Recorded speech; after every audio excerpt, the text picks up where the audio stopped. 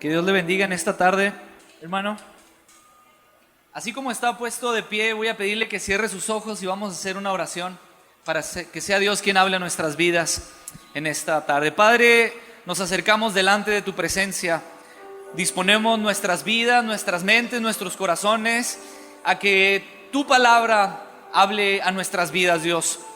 Pongo mi vida en tus manos para que seas tú hablando a través de mí, Dios, y que este mensaje de tu escritura pueda ser guardado, pueda ser atesorado y pueda ser guardado en las mentes y corazones de cada uno de mis hermanos en esta tarde, Dios. Bendícenos con el toque de tu Espíritu y ayúdanos a guardar tu palabra en el nombre precioso de Cristo Jesús. Amén y amén. Puede ocupar su lugar, hermano. Quise aprovechar la oportunidad de tener la escenografía para hablar sobre una puerta. Y usted puede apreciar aquí que tenemos una puerta de un castillo. Y haciendo referencia a esto, me gustaría comenzar con una pregunta que tengo para usted. ¿Qué sentiría usted que llegara a su casa y no pudiera entrar a su casa? ¿Qué sentiría usted que llegara a su casa y tratara de entrar o quisiera entrar a su propia casa y no pudiera entrar? Suena algo ilógico, suena algo difícil de creer, suena algo increíble, suena algo raro para nosotros. Y quiero en esta introducción tratar de ubicarlo en este punto o en este sentir. Y quiero platicarle esto. Mire, mi esposo y yo tenemos la bendición de estar viviendo en nuestra casa. Apenas en estos días, hace como 3 días, empezamos a quedarnos ahí en nuestra casa, que es su casa también. Y tardamos un tiempo queríamos dejarla lista para poder habitarla. Y estamos hablando de remodelaciones, estamos hablando de resanar detalles, de pintar paredes. Y cuando hablamos de esto, no podemos descartar el que tenemos que limpiar y tenemos que volver a limpiar. Hablamos de meter los muebles, acomodar todo, y sin duda podemos decirle que nos falta mucho todavía, pero al menos ya está habitable y lista para, si usted gusta ir a tomar café, lo esperamos ahí. Solamente le pedimos que lleve su taza, su cuchara, su café y su azúcar. Pero ahí lo esperamos para tomar café. Y ya si quiere llevar pan, pues bienvenido. Y lo que quiero decirle es que cuesta trabajo. Nos ha costado trabajo, dedicación, tiempo, nos ha costado dinero, esfuerzo y sobre todo un desgaste físico inevitable. Pero eso sí, cuando llegamos a un punto llega una satisfacción enorme del saber que estás viviendo en tu casa. El comenzar tu hogar, el trabajar y entregar todo de ti para poder llegar y disfrutar y descansar en lo que es tu casa. Platicaba con Pedro, porque somos los recientes casados, y me decía él, incluso las cosas que son cotidianas para muchas parejas, ya el ir al mandado, el ir a ciertas cosas, para nosotros son algo tan especial, tan divertido, tan emocionante, porque son las primeras compras, son los primeros mandados, y es algo especial poder llegar a tu casa y decir, ya estoy en mi casa, descansar y llegar y poder, después de tanto tiempo invertido, después de tanto esfuerzo invertido, poder llegar con esa satisfacción y decir, estoy llegando a mi casa, poder abrir la puerta, poder entrar y descansar en tu casa. Pero hermano, qué difícil sería enterarse que después de trabajar tanto, llegara el momento en el que uno tuviera que pedirle permiso a alguien más para poder entrar en la propia casa de uno. Es decir, imagínese, quiero que se ubique conmigo en esta situación. Usted llega a su casa, los varones sacan las llaves de su bolso, las mujeres sacan la llave de su cartera o de su bolsa, y antes de que introduzcan la llave en el cerrojo de la puerta, se dan cuenta de que dentro de su casa hay otras personas. Y cuando menos piensa usted, en vez de poder meter la llave al cerrojo, abrir y poder entrar a lo que es su casa, usted se da cuenta de que tiene que pedir permiso a alguien más para poder entrar en su propia casa.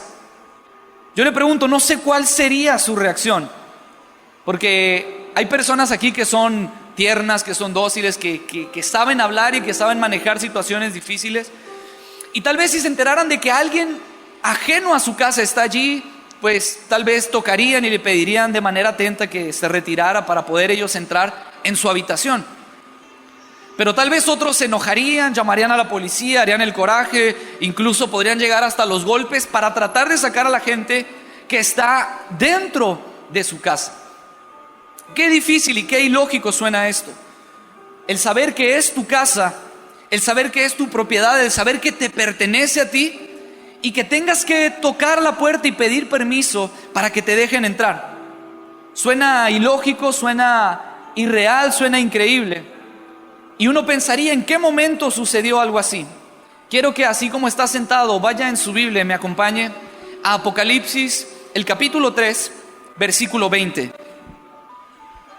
Apocalipsis capítulo 3, versículo 20, dice la palabra de Dios: He aquí, yo estoy a la puerta y llamo. Si alguno oye mi voz y abre la puerta, entraré a él y cenaré con él y él conmigo. Estas son las palabras que Cristo está hablando a la iglesia. Estas son las palabras que Cristo está expresando a la iglesia de la Odisea. Y estamos hablando de algo que es extremadamente ridículo, con un contraste totalmente bondadoso de la persona de Cristo. Porque, mire, suena tan ridículo que a Cristo se le impide entrar en su propia iglesia. Es decir, hay una puerta y nosotros sabemos y entendemos que la iglesia, como iglesia, le pertenecemos a Cristo. Incluso lo decimos, somos la iglesia de Cristo. Pero qué absolutamente ilógico y absurdamente raro suena decir que a Cristo se le impide entrar a su propia iglesia. Es como si usted se encontrara fuera de su casa y tuviera que pedir permiso. Pues es la misma relación que encontramos con Cristo, porque Cristo está fuera de la puerta. Y Apocalipsis 3:20 dice: yo estoy afuera y llamo. Estoy tocando la puerta. Si hay alguien adentro que pueda escuchar el sonido de la puerta, si hay alguien adentro que pueda entender que estoy llamando, y si abre esa puerta, Cristo dice: yo voy a entrar y voy a cenar contigo y tú vas a cenar conmigo. Y nos encontramos esa parte de cómo es Dios, de cómo es Cristo. Porque cuán bondadoso es Él como para estar todavía dispuesto a pedir permiso para entrar en su propia iglesia. La Biblia dice: he aquí, yo estoy a la puerta. Es decir, yo quiero entrar, pero si tú no me permites entrar, yo no voy a entrar. Yo estoy a la puerta y estoy llamando, pero es tu decisión. Si tú decides abrir, entonces yo puedo entrar y cenar contigo. Pero si tú no lo quieres hacer, no hay problema. Yo seguiré aquí esperando. Hay una puerta en nuestras vidas. Hay una puerta en nuestros corazones. Y las preguntas entonces serían: ¿está Cristo dentro o está Cristo esperando fuera de esa puerta? Y si de algo estoy seguro, hermano, es que Cristo está en este lugar, que Cristo está en esta iglesia. ¿Cuántos dicen amén? Y que Él quiere entrar por esa puerta. Y le hago otra pregunta: ¿sería usted capaz de abrirle la puerta a Cristo para que entrara? El mensaje que se escribe en Apocalipsis, en esta porción, es un mensaje claro, es un mensaje directo.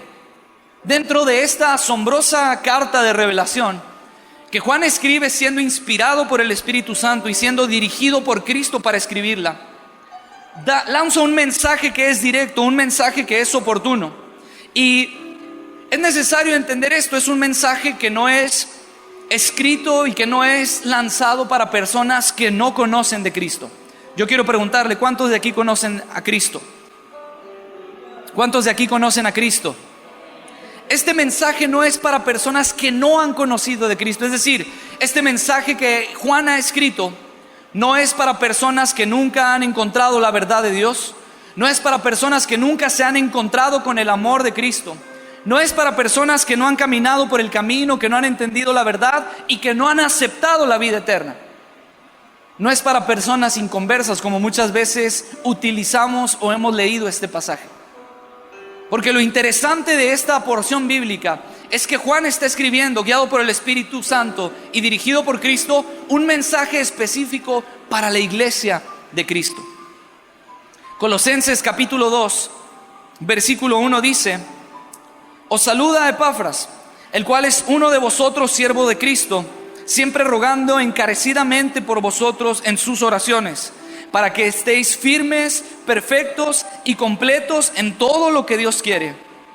Porque de él doy testimonio de que tiene gran solicitud por vosotros y por los que están en la Odisea.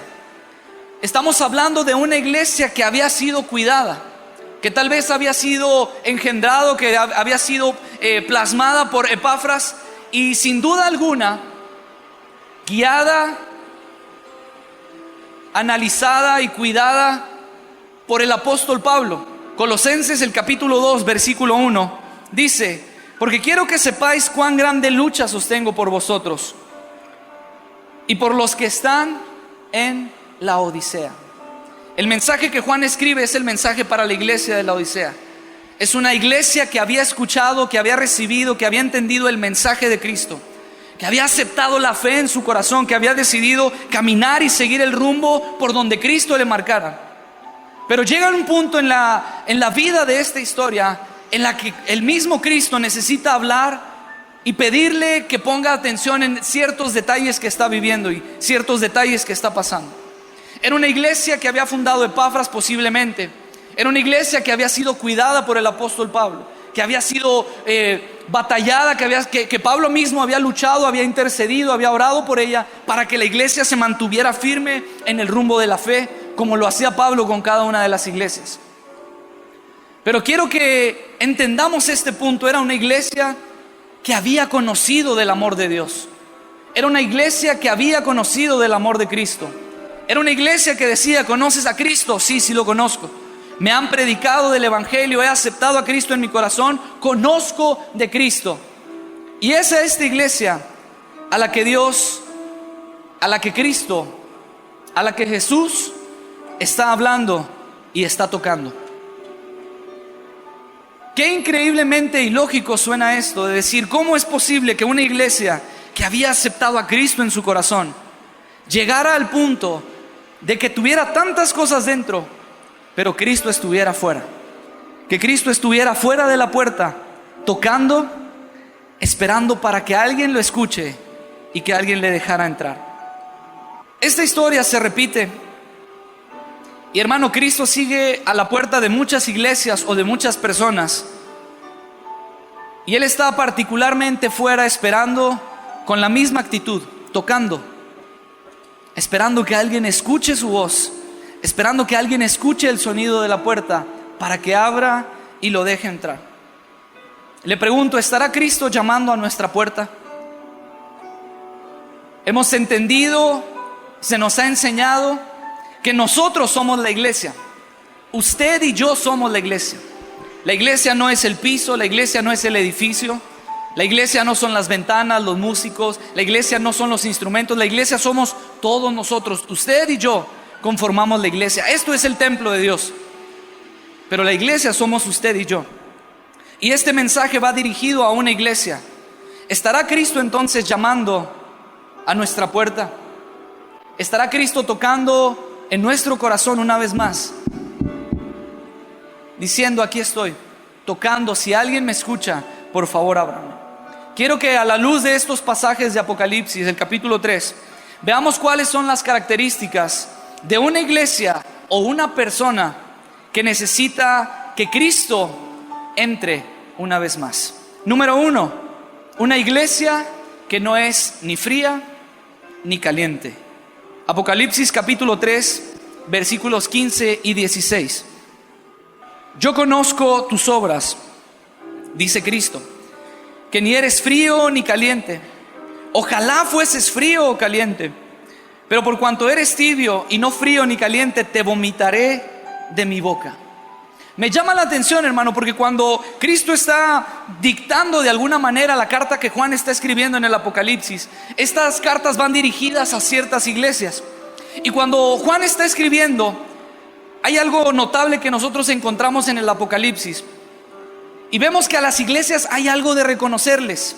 Cristo dice: reconozco que has hecho esto, reconozco tu labor, reconozco la tarea que has hecho, que no descansas, que trabajas, reconozco de ti esta actitud, esta virtud. Pero cuando llega a hablar a la iglesia de Laodicea en el capítulo 3, en el versículo 14, habla sobre el amén, sobre el testigo fiel y verdadero, sobre el principio de la creación de Dios. Está hablando de Cristo mismo. Y lo interesante es que en medio de esta carta que dirige a la iglesia de Laodicea, no da espacio ni oportunidad para lanzar un elogio, para lanzar un reconocimiento, para mostrar una virtud de tal iglesia. Cristo mismo va directo a una reprensión. Cristo mismo va directo y sin encontrar nada que reconocer y nada que alabar, el amén, el testigo fiel y verdadero, el principio de la creación de Dios, va directamente al punto y le dice: iglesia, literalmente sé cuáles son tus obras. Estoy enterado de todo lo que haces. Porque como personas es muy fácil ocultar la verdad a los que nos rodean. Tú le podrás estar ocultando la verdad a tu familia, le podrás estar ocultando la verdad a tu esposa, a tu esposo, a tus hijos. Podrás estar ocultando la verdad a los pastores, a los líderes, a la iglesia en general. Pero Cristo mismo se planta delante de ti, enfrente de ti, y te dice: estoy enterado de todo, absolutamente de todo lo que haces. Las cosas pequeñas o grandes que has hecho, las cosas buenas o malas que has hecho, estoy enterado absolutamente de todo lo que haces. Y el problema de eso que estoy enterado es que no estás ni aquí ni estás acá. No eres ni frío ni caliente. Y dice Cristo: ojalá que fueras frío, ojalá que fueras caliente, pero no me gustaría que siguieras y que estuvieras en este punto intermedio. Ojalá te decidieras por uno o por los dos lados. Y dice: como no es así, entonces voy a tener que vomitarte de mi boca. Y son palabras fuertes, porque creo que sin duda en algún momento de nuestras vidas todos nosotros hemos sentido esa incomodidad, esas náuseas, esa sensación de querer vomitar, y no es nada agradable. Ese asco que se produce por diferentes cosas o comida que ha probado, o dolores en el estómago, no sé. Pero esa sensación que produce ese asco dentro de nosotros a tal grado de querer escupir o de querer vomitar lo que probamos. Y Cristo les dice: como no eres ni frío ni caliente, entonces te voy a vomitar. Cristo está hablando de una tibieza, de un punto medio. Pero al hablar en este punto medio, hermano, no se refiere a una actitud mediocre de un cristiano. Es decir, no, pues ahí anda más o menos, no está en el mundo y aquí está como que tratando de echarle ganas en la iglesia. Porque esta actitud mediocre quedaría en una posición elevada a lo que Cristo se refiere cuando habla de la tibieza. Porque cuando Cristo habla de esta tibieza, se refiere a una condición extremadamente mala, extremadamente alejada de Dios. Y lo que utiliza Cristo es algo que los laodicenses entendían y conocían perfectamente. Se lo voy a explicar por qué. Para la ciudad de Laodicea, a los alrededores habían lugares con aguas termales. Yo quiero preguntarle: ¿alguien de aquí ha ido a aguas termales alguna vez? Levante su mano si ha ido a unas aguas termales. Bueno, usted sabe que el agua termal es bien calientita, se disfruta. Y tiene una característica: huele un poquito desagradable, pero cuando uno está dentro del agua ya hasta el olor se le olvida. La ciudad de Laodicea estaba rodeada por estos aguas termales. Y había unos canales que conducían y que llevaban el agua de estas termales hasta la ciudad. Y estas aguas termales en Laodicea eran utilizadas para unos baños medicinales y que ayudaban a curar y a depurar ciertas enfermedades que los laodicenses tenían. Entonces, cuando el agua llegaba por esos canales, llegaba y preparaban baños de agua caliente con este alto contenido mineral para que las personas pudieran sanar. El problema con esto es que mientras estas aguas altamente minerales y muy calientes corrían por esos canales, llegaba ocasiones en que se cruzaban o se topaban con agua potable, con agua mineral, con agua que estaba adecuada para tomar, con agua fría. Y el problema es que esta agua fría, potable, empezaba a bajar el calor de las aguas termales. Es decir, empezaba a ponerlas un poco más frías y las empezaba a poner tibias. El problema con estas aguas cuando se iban enfriando es que producían un olor tan desagradable, tan nauseabundo, que los laodicenses utilizaban estas aguas tibias para poder hacer vomitar a las personas. Había viajeros que llegaban cansados, con ganas de tomar, y cuando las personas no tenían una buena intención con estos viajeros, lo que hacían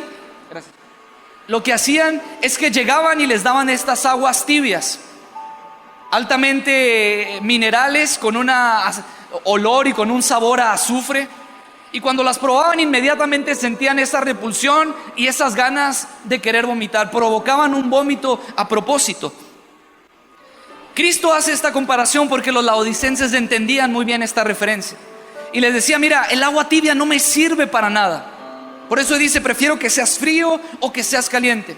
Porque el agua caliente sirve para los baños medicinales. El agua fría sirve para que los viajeros puedan tomar. Pero el agua tibia no me ayuda para los baños medicinales.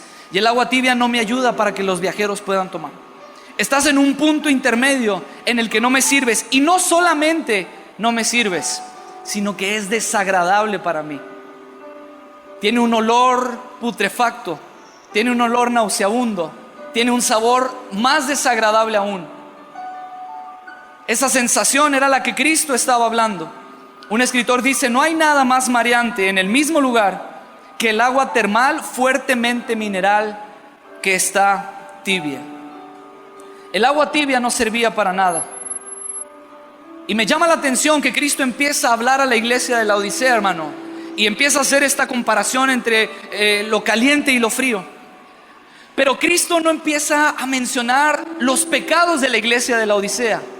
Cristo no le reprocha las malas decisiones, no le reprocha los pecados que han estado haciendo. Cristo no les empieza a reprochar sus herejías, porque no había.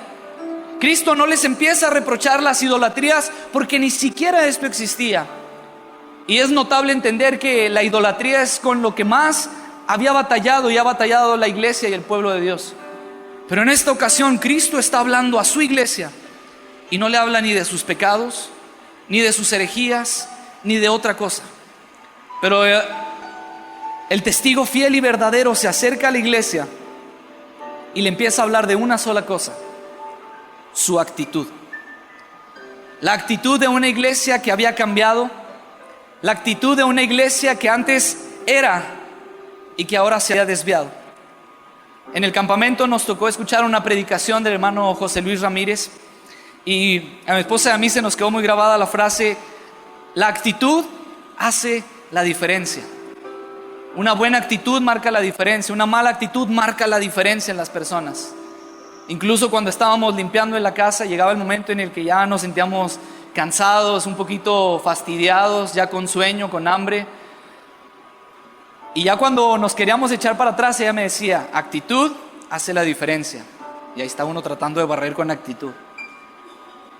Y lo que Cristo les empieza a reprochar a esta iglesia no son malas decisiones ni pecado, es una actitud. Una actitud que se había desviado en el camino. Una actitud que había cambiado tanto los principios, las prioridades y los valores, que llegó el momento en que la iglesia que le pertenecía a Cristo se había dado cuenta de que tenía todo dentro de sí, pero Cristo estaba afuera. Que tenía todo dentro de sí, pero que Cristo estaba fuera de la puerta, tocando para ver si había espacio para Él, para ver si había oportunidad para entrar con Él. La actitud de estos cristianos de la Odisea, la actitud de estos cristianos en nuestro tiempo, es la que provocaba y provoca esta sensación en Cristo. No sé si a usted le ha pasado. Mire, le voy a contar esto rápido. Dios me permitió este año graduar y terminar el ISUM, y 3 años los pude hacer en la ciudad de Tijuana.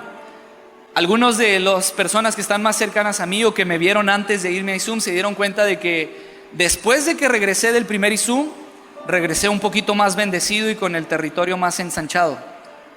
10 kilos de más llegué del primer ISUM. Traté de recuperarme y no pude. El segundo ISUM volví a ir y regresé más gordito todavía, con otros 10 kilos de más. Así que este año era mi tercer ISUM en Tijuana, el ISUM de la graduación, pero terminando ISUM estaba a vísperas de nuestra boda, y obviamente no quería llegar tan ensanchado y tan bendecido a la boda. Entonces procuré emplear una estrategia distinta.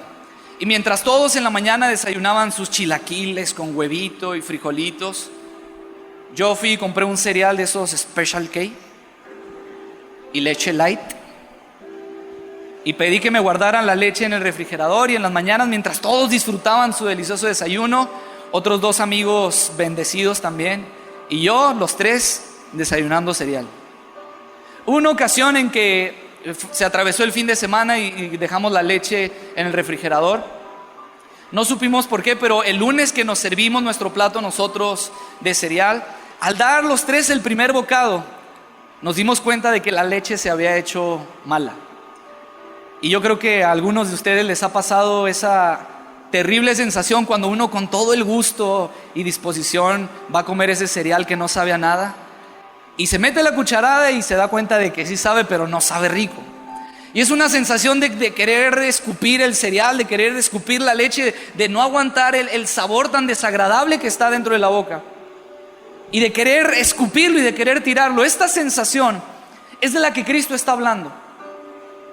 Estos cristianos provocaban esta sensación en Cristo, decir: tu actitud está tan desviada de mí, tu pensamiento está tan alejado de mí, que es como si estuviera probando esas aguas tibias que son tan desagradables. Un escritor, Barchuk, citado por Matthew Henry, que es un gran comentarista, escribe las siguientes palabras: deberían de meditar sobre estas palabras los cristianos en nuestros días, porque estas palabras del Señor corresponden a nuestro periodo. Piensan de ustedes mismos que no son ateos, pero también nos resulta difícil llamarlos hijos de Dios. Parece que no están en el mundo, pero siempre están mirando al mundo, al igual que la mujer de Lot. Sus almas están como divididas. En el templo son santos, pero fuera de él son mundanos. No son ni fríos ni calientes. Hay una tibieza en el corazón. Hay una tibieza que ha cambiado la actitud. Pero quiero decirle esto: la Nueva Versión Internacional no dice: por tanto te vomitaré de mi boca. La Nueva Versión Internacional o del lenguaje original de estos pasajes dice: estoy a punto de escupirte. No sé si a usted le ha tocado escuchar o regañar, ya si usted es padre de familia, pero a nosotros como hijos nos tocó escuchar ese famoso 3 de los papás, que ellos decían: mira, si no vas, te doy hasta 3. Y luego empezaban: 1, y uno así por dentro: no es cierto. Y lo decía: 2, y ya uno sabía que si llegaba al 3. ¿Y qué hacían los papás cuando no querían llegar al 3? Porque sabían que ese 3 les iba a doler a los hijos, pero les iba a doler también a ellos. Entonces están los papás y te dicen: 2, 2.5, 2 3/4. Es decir, están extendiendo lo más que puedan para no traer el castigo. Y lo que el pasaje original dice es: estoy a punto de escupirte, estoy tratando de que entiendas que la cuenta va en el 2.5, y si no te arrepientes, si no cambias de rumbo, si no cambias de dirección, entonces voy a tener que escupirte. Necesito que entiendas que hay una oportunidad, necesito que entiendas que hay una esperanza, y por eso estoy a la puerta. Por eso estoy tocando una vez más, porque no quiero escupirte de mi boca, porque no quiero que permanezcas frío, porque lo que quiero es que estés en el fervor del Espíritu Santo, porque lo que quiero es que te acerques a mí, que me dejes entrar por esa puerta y que juntos podamos lograr y caminar a lo que he planeado y diseñado para ti. Eso es lo que Dios habla en nuestras vidas. Eso es lo que Dios quiere para con nosotros. Veamos cuáles son las características de una iglesia o persona a la que Cristo desea y necesita entrar. Número 2, una iglesia que aparentemente no necesita nada. Apocalipsis capítulo 3, versículos 17 y 18. Porque tú dices: yo soy rico y me he enriquecido, y de ninguna cosa tengo necesidad. Y no sabes que tú eres un desventurado, miserable, pobre, ciego y desnudo. Y viene el consejo de parte de Cristo: por tanto, yo te aconsejo que de mí compres oro refinado en fuego, para que seas rico, y vestiduras blancas para vestirte, y que no se descubra la vergüenza de tu desnudez. Y unge tus ojos con colirio para que veas. Esta actitud es de la que estábamos hablando. La iglesia de la Odisea había caminado, pero su actitud había sido trastornada, trastocada por la cultura y por toda la influencia que la ciudad ejercía sobre ella. Estamos hablando de la Odisea. Estamos hablando de un lugar que era altamente comercial. Un lugar que era característico por su venta de una tela negra especial, lujosa y muy prestigiosa en ese tiempo. Por su curación medicinal para los ojos, que era como una especie de bálsamo que utilizaban y que ayudaba a las personas a que pudieran ver. Era una ciudad próspera, una ciudad que tenía dinero, una ciudad que se había enriquecido. Incluso los historiadores dicen que hubo un terremoto que destruyó toda esta ciudad, al igual que otras 2 ciudades más. Las otras 2 ciudades fueron ayudadas por los romanos y las pudieron levantar, pero la Odisea no les ayudó nadie. Es decir, ellos mismos con su recurso, con su propio dinero y con sus propios recursos, levantaron una vez más la ciudad. Y Cristo lanza las palabras para ellos y le dice: tú te crees que eres rico, tú piensas que eres autosuficiente, tú piensas que no necesitas de nada. Y quiero decirte esto, hermano: cuidado con lo que tienes en tus manos. No necesitas ser mucho, no necesitas ser millonario para sentirte autosuficiente. Lo triste de esto es que muchas veces con muy poco nos olvidamos rápidamente de Cristo. Cuando la comodidad empieza a sentarse en nuestras vidas, cuando empezamos a obtener lo que queríamos tener, cuando logramos realizar las cosas que nos habíamos trazado, tener un buen trabajo, terminar una carrera, tener una vida estable, y cuando llegamos a ese punto de comodidad, llegamos a un punto donde nos sentimos tan a gusto, donde nos sentimos tan cómodos, que nuestra actitud empieza a desviarse. Y tal vez nuestras palabras no lo dicen, pero nuestra actitud empieza a decir: me he enriquecido, he logrado las cosas con mi esfuerzo, he logrado las cosas con mis recursos. Y llegamos a tal grado que nuestra actitud dice: tengo todo, que no necesito de Dios. Me está yendo bien en la escuela, me está yendo bien en el trabajo, tengo a los amigos que me rodean, tengo el carro que quería, tengo el negocio que quería. Y empezamos a sentirnos autosuficientes, empezamos a sentir que no necesitamos de nada. Pero cuidado con lo que Dios ha puesto en tus manos, porque esta iglesia, con toda esta riqueza que tenía, era una riqueza que era notable en la ciudad, y por ende era notable en la iglesia también. Pero era una iglesia que afirmaba y aseguraba que lo que habían recibido era bendición de Dios. Es decir, ellos decían: porque nosotros estamos siguiendo la ley, porque nosotros estamos incluso ayunando 2 veces cuando se nos pide que ayunemos una, porque nosotros estamos siguiendo la ley, es que Dios nos está bendiciendo. Y tenían su vida tan llena de estas comodidades, tan llena de estos lujos y de estas cosas exteriores que se veían tan asombrosas, y no se habían dado cuenta de que todo dentro estaba lleno de algo material, pero que Cristo estaba fuera de la puerta tocando. Había tanta comodidad en sus vidas que se habían olvidado de que Cristo había quedado fuera de esas puertas. Yo soy rico y me he enriquecido, y de ninguna cosa tengo necesidad, dice la iglesia. Lo que tengo lo he obtenido por mi fuerza y por mis méritos. Y qué lástima, hermano, cuando llegamos a encontrarnos en esa condición, cuando como iglesia pensamos que no tenemos ninguna necesidad del dueño de todas las cosas. Qué triste llegar a ese punto en nuestras vidas de decir: no me hace falta nada, y que Cristo esté fuera de la puerta, pensando que Él es el que nos ha bendecido, y saber que Él está fuera de la puerta tocando porque quiere entrar. Dice: yo el amén te digo. El contraste en lo que tú piensas que eres y lo que Cristo te dice cuando has caído en esa actitud.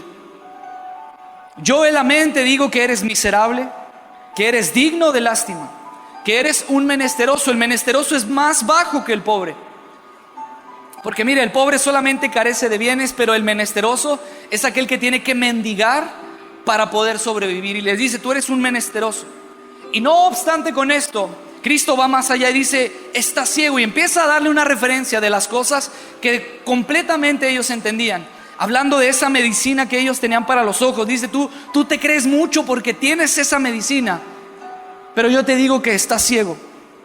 Un escritor plasmó la siguiente frase y dice, ser ciego es una gran desgracia, pero la peor desgracia la vive aquel que no quiere ver su propia condición.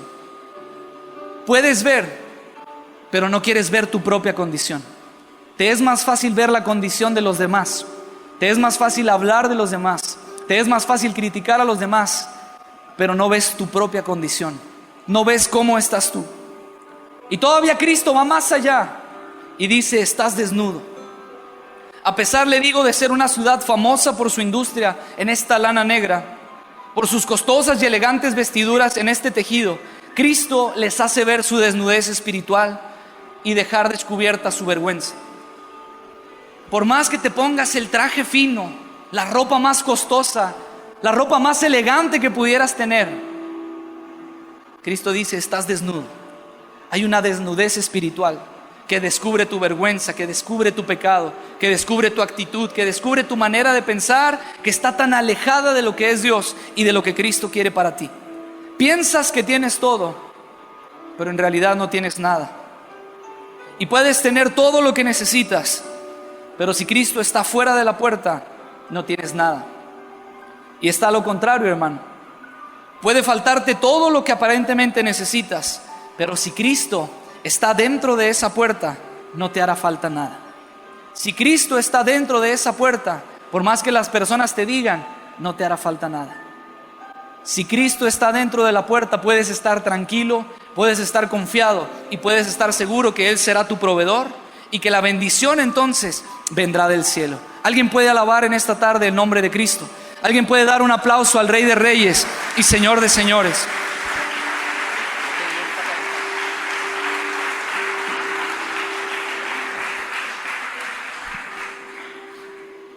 Y Cristo le dice, yo te aconsejo, en vez de demostrar el duro brazo de la corrección, en vez de mostrar el duro aspecto rígido de corregir, Él le dice, yo te aconsejo. No te voy a golpear, no te voy a maltratar, no te voy a hacer sufrir. Yo quiero solamente aconsejarte. Yo siempre le digo esto cuando hablo del consejo. El consejo solamente tiene dos opciones. Usted puede recibir el consejo y ponerlo en práctica, o puede decir, gracias por tu consejo, no lo voy a tomar. Esas son las únicas dos cosas que puede hacer con el consejo. Y Cristo se planta delante de la iglesia que cree que es autosuficiente y que lo tiene todo y dice, yo te aconsejo que de mí compres oro refinado en fuego. Es decir, olvídate de las riquezas terrenales y materiales. Yo te propongo y te ofrezco algo que es espiritual.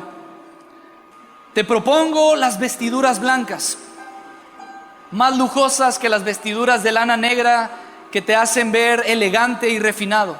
Te propongo unas vestiduras blancas para cubrir tu desnudez espiritual, para cubrir tu vergüenza espiritual que has arrastrado con un pasado tan marcado y tan lleno de problemas y de tragedias.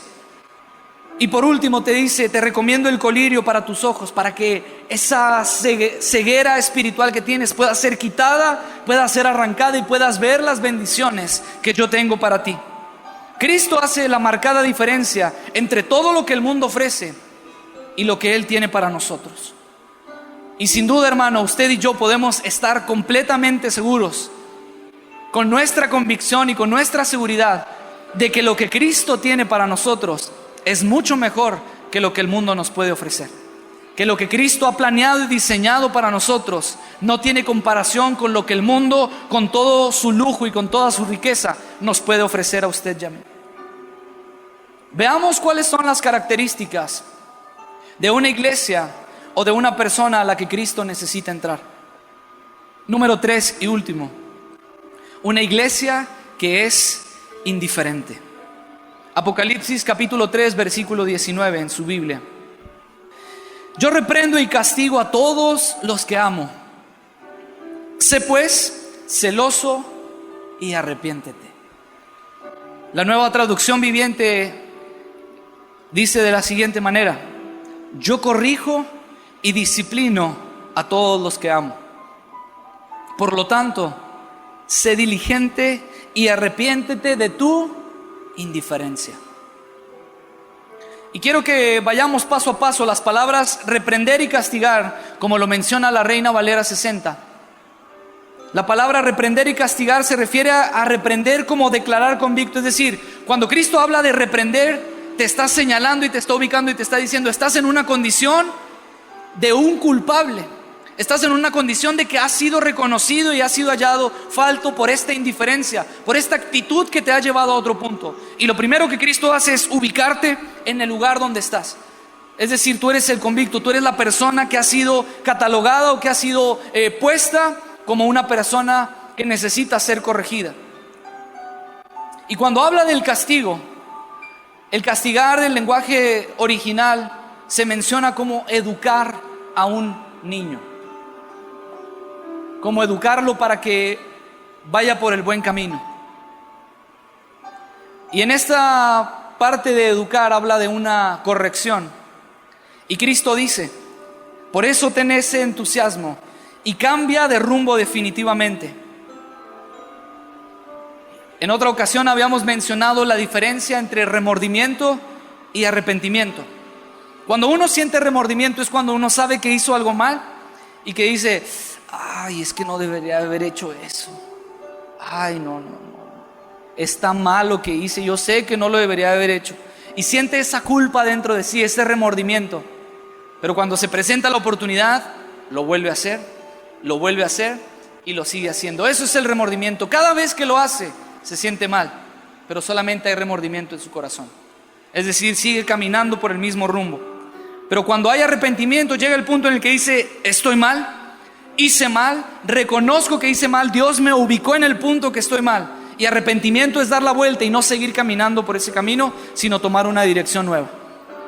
Y Cristo le dice: sé pues celoso y arrepiéntete, sé diligente, procura con entusiasmo cambiar definitivamente el rumbo que has llevado. Es decir, cambia el rumbo de tu indiferencia. Porque vienes a la iglesia y muchas veces vienes con esa frialdad. Vienes a la iglesia insensible a lo que el Espíritu Santo quiere hacer en tu vida. Vienes a la iglesia desinteresado en Dios. Y lo triste de ello, hermano, es que muchas veces llegas con esa apatía, como si Dios necesitara que tú estuvieras aquí, y no como si tú necesitaras desesperadamente que Dios estuviera cerca de ti.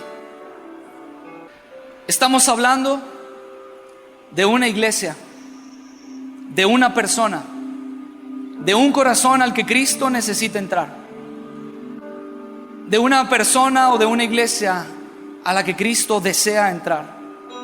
No es un lugar al que nunca haya entrado, no, es un lugar que le pertenecía, su iglesia, un lugar en el que Él había estado dentro, pero por una actitud distinta lo fuimos obligando y lo fuimos sacando de esa puerta. Por un pensamiento errado y por una actitud de creernos que no necesitamos de Dios. Por una actitud de una apatía y una indiferencia a lo que Él puede hacer en nuestras vidas. Llegamos al punto en el que Cristo desea entrar a una vida tibia, a una actitud autosuficiente o a un corazón indiferente.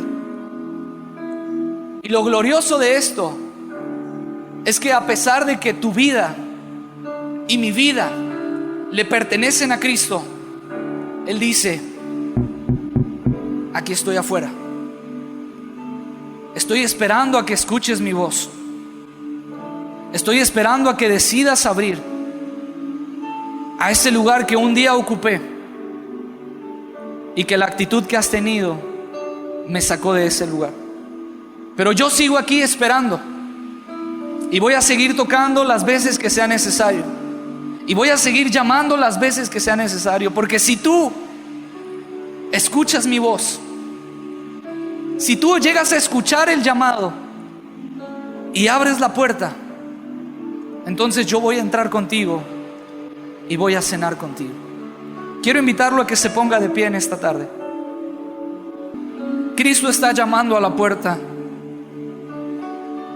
pero Él no fuerza a nadie. Él solo dice: aquí me tienes. Estoy de pie a tu puerta y sigo llamando. Él sigue diciendo: he aquí, yo estoy a la puerta y llamo. Si alguno oye mi voz y abre la puerta, entraré a él y cenaré con él y él conmigo. Quiero que por un momento ahí en su lugar cierre sus ojos. Él es el Rey de nuestras vidas. Él es el Rey de nuestros corazones. Él es el Rey de todo lo que somos. Pero no sé, hermanos, si en algún momento de tu vida esa actitud autosuficiente o esa actitud indiferente te llevó a dejar a Cristo fuera de esa puerta. Él quiere entrar una vez más a ese lugar que le pertenece. Y suena tan increíblemente ilógico que tu vida le pertenezca y que Él te pida permiso para entrar. Pero suena tan atractivamente bondadoso que aún después de eso Él esté dispuesto a pedirte permiso para entrar una vez más. Eres Rey de los cielos, eres Señor, exaltado por siempre, Jesús Señor. Tú gobiernas en toda la creación, oh Cordero inmolado, eres Señor. Las naciones enteras se postrarán y tu nombre por siempre bendecirán. Por los siglos tu gloria nos llenará y veremos tu fuerza y majestad. Eres Rey de los cielos, eres Señor, exaltado por siempre, Jesús Señor. Tú gobiernas en toda la creación, oh Cordero inmolado, eres Señor. Las naciones enteras se postrarán y tu nombre por siempre bendecirán. Por los siglos tu gloria nos llenará y veremos tu fuerza y majestad. La pregunta es: ¿le abrirías a Cristo para que entrara? ¿Le darías a Cristo la oportunidad de entrar una vez más a tu vida? Yo quiero preguntar: ¿hay alguien aquí que no ha entregado su vida a Cristo? ¿Hay alguien aquí que no ha entregado su vida y su corazón y ha rendido su vida a Cristo y quisiera hacerlo en esta tarde? Voy a pedirle que levante su mano. Si tú quieres comprar ese oro refinado, si tú quieres ser vestido con esas vestiduras blancas de pureza, de santidad, si tú quieres que la marca y la mancha del pecado sea arrancada de tus ojos para ver las cosas espirituales, si tú quieres entregar y disponer tu vida a Cristo, voy a pedir que levantes tu mano ahí donde estás. Y si es así, repite conmigo esta oración: Señor Jesús, reconozco que soy pecador. Te entrego mi vida, te entrego mi corazón. Sé dueño de mi vida. Te reconozco como mi absoluto Salvador. Pongo mi vida en tus manos para que seas tú guiándome y llevándome al propósito que tienes para mí. Te entrego mi vida y mi corazón solo a ti, Cristo. En el nombre de Jesús, amén.